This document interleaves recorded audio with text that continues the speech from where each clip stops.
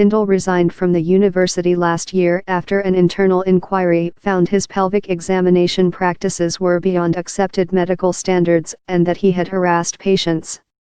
More than 2,200 students, alumni, and others at USC, one of the most prestigious private U.S. institutions of higher education, signed a separate online petition calling for Nikia's ouster as the campus reeled from its third major personnel scandal since last year. The university has acknowledged failing to properly act on at least 8 complaints made against Tyndall between 2000 and 2014. Several former patients have filed civil lawsuits in the past 2 days, and one new accusation lodged in a sworn declaration released on Tuesday dates back to 1991.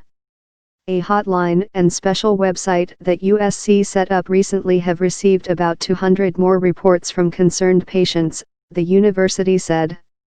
The Chinese government last week voiced deep concern over reports that many of Tyndall's alleged victims were foreign students from China.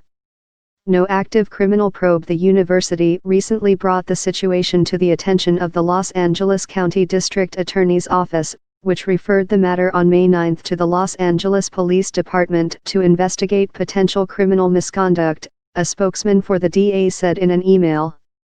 Responding to the faculty letter, USC Board of Trustees Chairman John Mork said in a statement that the board's executive committee had full confidence in Nikia's. Mork called the reports surrounding Tyndall distressing. Nikia's acknowledged the faculty's anger and frustration in a statement on Tuesday, and said he was committed to working with them to implement a new action plan to address the crisis and to change the culture. Nikia's came under fire last year over accusations of chronic drug abuse by a former USC medical school dean and allegations of sexual harassment by another medical school dean. Those scandals were cited in both the faculty letter and the online petition as evidence of Nikia's failures as president. He has lost the moral authority to lead the university, the letter said.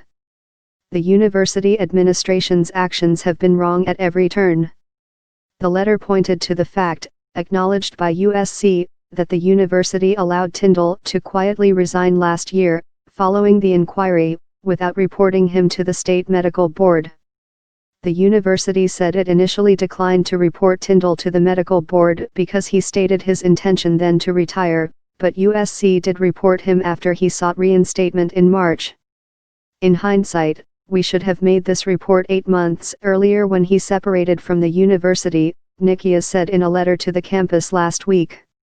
It is true that our system failed, but it is important that you know that this claim of a cover-up is patently false, USC Provost Michael Quick said in a message posted on Monday. Several accusers who alleged Tyndall molested them under the guise of medical treatment recounted a sense of something being wrong at the time but not fully comprehending the encounters as sexual abuse until reading about other allegations in the Los Angeles Times earlier this month. 8 complaints reported in the early 2000s to a former health center director, who has since died, were never brought to light until they were uncovered during the course of an investigation the university opened in 2016.